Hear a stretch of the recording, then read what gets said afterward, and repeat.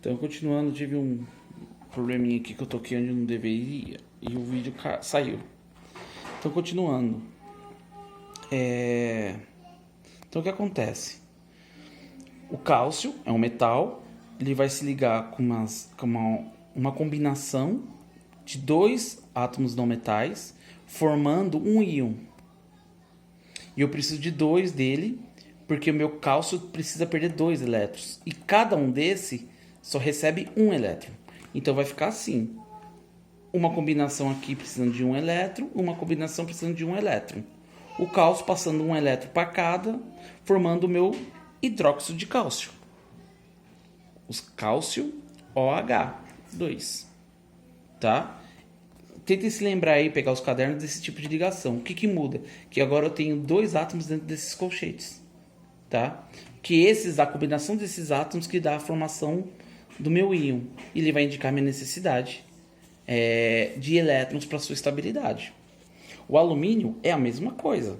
Então você vai pegar o alumínio lá. Alumínio é um metal. Se ele é um metal, logo você tem ligação iônica. E aqui, ó, o que muda? Que eu não terminei, desculpa. Na E, você tem uma ligação iônica.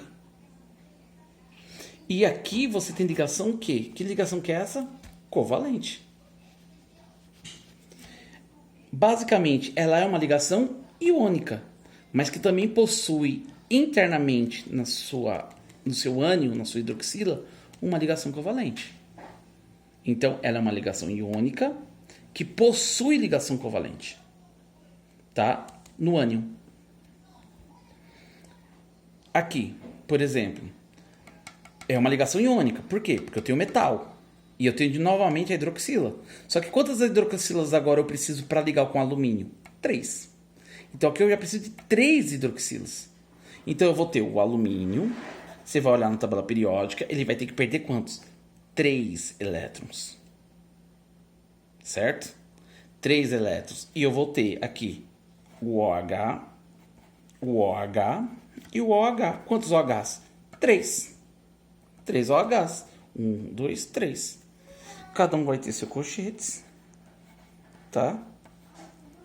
Eles vão fazer aqui a ligação covalente entre eles e o oxigênio vai precisar de mais um elétron para se estabilizar.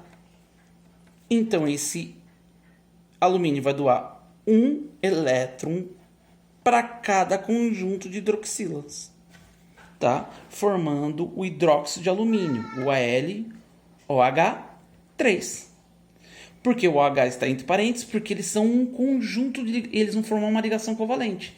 Então eles são um conjunto. Tá? Que tipo de ligação que ele é? Ligação iônica. Iônica, mas também eles possuem ligação o quê? Covalente. Eles possuem as duas ligações. G. Eu não vou ficar montando, tá? Porque não há necessidade de montar. Eu não quero que vocês montem. Só que eu já expliquei em sala de aula. Eu quero que vocês identifiquem. Então eu tenho Zn. Zn é um metal. Logo eu tenho ligação iônica. Tenho 2 hidroxilas. E as hidroxilas entre si fazem ligações covalentes. Então, meu Zn é uma ligação iônica. É uma substância iônica. E que seu ânion tem ligação covalente. Então ele possui também ligação covalente. Qual que é mais importante? Iônica. A iônica é mais importante. É a principal que vai mandar nessa substância. Tá? Mas não podemos descartar a ligação covalente que existe entre OH. Ah, vou montar o Zn com OH? Não quero isso. Eu só quero que indique as ligações. Só montei para vocês poderem entender como funciona esse parênteses. Então, se eu fosse montar essa substância, eu faria o quê? Colocaria o Zn.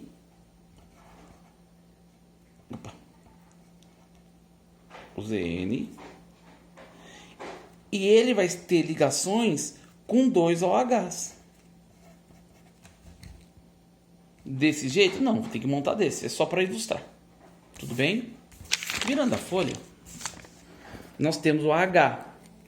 O H, ele é cálcio, que é metal, com não metal. Iônico, ligação iônica. Pronto. O cloro se liga com cloro? Não. No caso dessa ligação vai ficar cálcio,